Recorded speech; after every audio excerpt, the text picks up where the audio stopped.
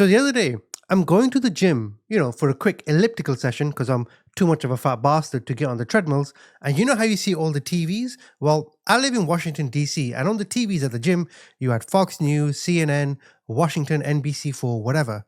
Then I kept seeing this name, Guthrie, Guthrie, Guthrie. And then I thought to myself, well, why aren't they talking about the Epstein files? They've just been released. What is this, Guthrie, Guthrie? But then I realized, I've seen this name, Guthrie, Guthrie. Guthrie. And then it hit. That name's in the Epstein files. Huh?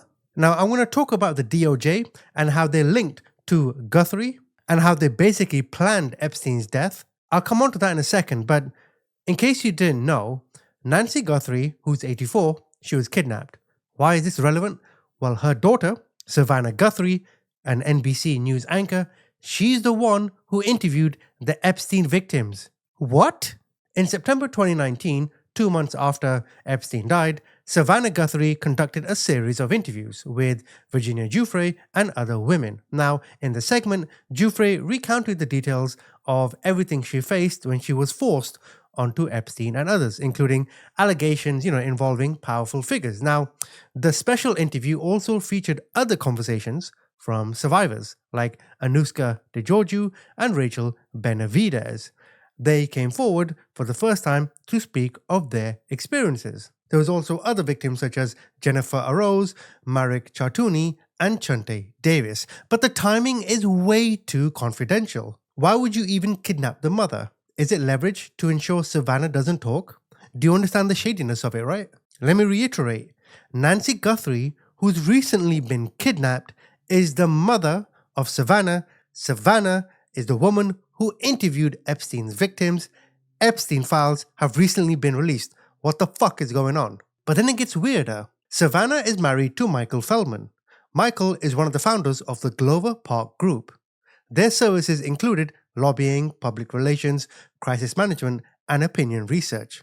But in 2015, Larry Summers, who is a previous Harvard president, sent an email. In this email chain, you've got Kelly Friendly to Larry Summers, and it says, perhaps you should suggest Jeffrey talk to Joe Locke at the Glover Park Group. He has helped Clinton and General Petraeus.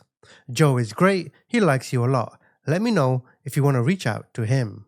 To which Larry Summers forwards it to Jeffrey Epstein, saying, not a terrible idea. You see what that was? This group is saying, you know what? We're going to try and fix his image. The fact that they tried to fix General Petraeus' image, a war criminal, is insane.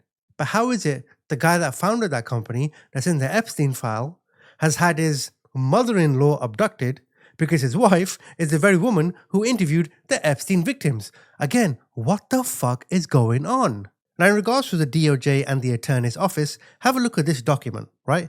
This is the first document that confirmed Epstein's death. Now, it says, early this morning, the Manhattan Correctional Center confirmed Epstein, who was facing charges, was found unresponsive in his cell and pronounced dead shortly after. Today's events are disturbing and we're deeply aware of the potential dangers, etc., etc. But look at the date. Friday, August 9th. What day did Jeffrey die? August 10th. Huh? Did they know this was going to happen? This is far more than just a clerical error. Are you now connecting the dots? But do you know what happened during this time? Now have a look at this memo. This is going to blow your mind. So this is someone talking about having Epstein's body at the facility. Read the yellow lines. Due to the large news media presence outside the MCC, a male official called and said he would be arriving at the loading dock with a black vehicle in order to thwart the media. There's used boxes and sheets to create what appeared to be a human body, which was put into the white OCME vehicle, which the press followed, allowing the black vehicle to depart unnoticed with Epstein's body. That's a genius way to fake a death. Show a fake body, tell everyone, oh, we're just trying to hide it from the media and get rid of the original body. Maybe he did die. But maybe that body, the images that we've seen, isn't the real one. And with the DOJ getting the date wrong, either they have a muppet who's making all these mistakes, or they are this incompetent that we can see this entire thing has been staged. So then I was thinking, hold on, did Epstein have any cellmates? Well, it turns out he did. Efrain Stone Reyes, he died of COVID in November 2020, just weeks after talking with federal investigators. But if you look further, 3 of Epstein's outspoken accusers have also died. Virginia Giuffre, of course, is dead. Carolyn Anderson is dead. And Lee Sky Patrick.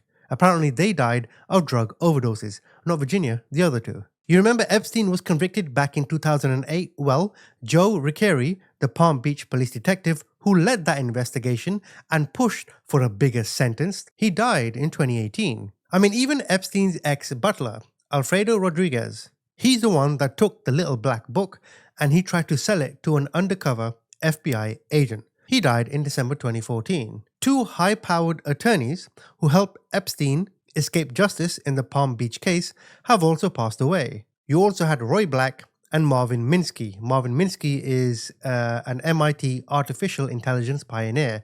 They were named in Virginia Giuffre's allegations. He suffered a fatal cerebral hemorrhage in January 2016. You had Ronald Eppinger Sr., a Miami pimp who was allegedly the first to traffic Giuffre. He died in November 2006. But it doesn't end there. 2 journalists who were chasing this scandal also died. You had John Connolly, who was a former police detective, who also wrote a book on Epstein, died in January 2022. And then you had celebrity biographer Wendy Lee, who spoke to few who knew Epstein.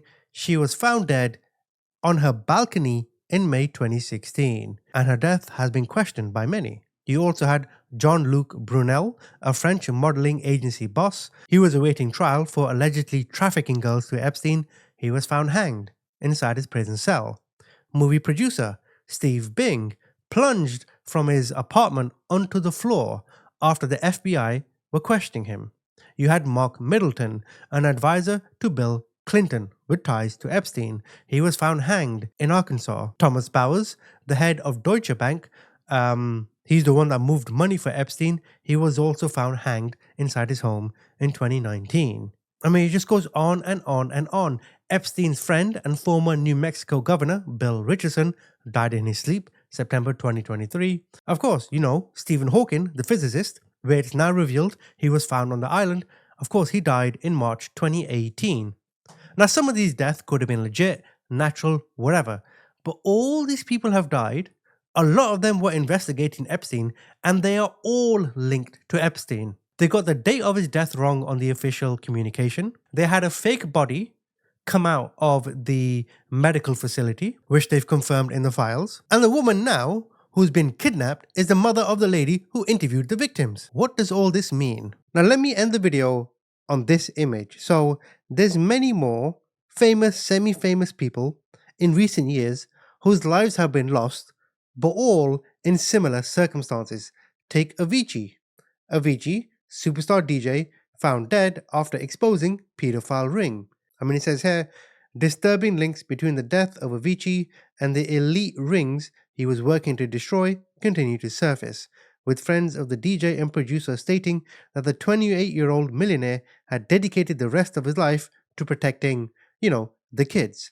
In fact, down here, model who exposed elite ring found dead after tweet predicting her life would be taken.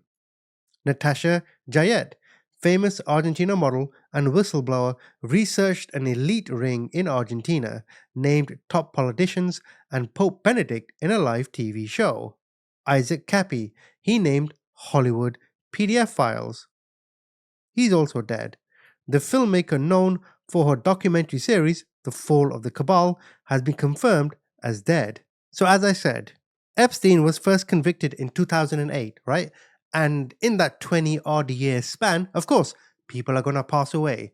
But there's so many people linked to him. So many people who spoke out linked to him who are no longer with us.